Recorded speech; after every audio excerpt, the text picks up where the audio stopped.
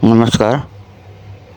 মোৰ আজি এক্সাৰচাইজৰ 180 দিনৰ যিটো চেলেঞ্জ আছে, আজি দ্বাদশ দিন। এই 12 দিন কমপ্লিট হ'ব আজি মই থাৰ্ড এক্সাৰচাইজ কৰিম, কিন্তু থাৰ কোনো মোৰ অসুবিধা অলপ আছে, সেইকাৰণে বিশেষ একো নকৰোঁ। মাত্ৰ ফিস্কত 25টাকৈ 3টা ছেট, 75টা কৰিম আৰু 25টাকৈ 3 ছেট কাফ ৰেইজ এক্সাৰচাইজ কৰিম আৰু ষ্টাৰ কাৰণে 4টা ছেট কৰিম 15টাকৈ 60টা। এইখিনি এক্সাৰচাইজ কৰিম।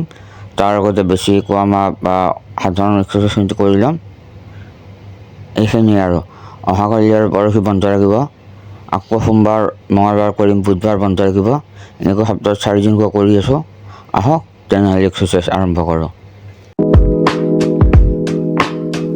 No need of name, no need of fame, no need of money, no need of honey. In the battle of ruthless life, need a voice of love which can touch my heart. নহয় মই কোনো নেতা,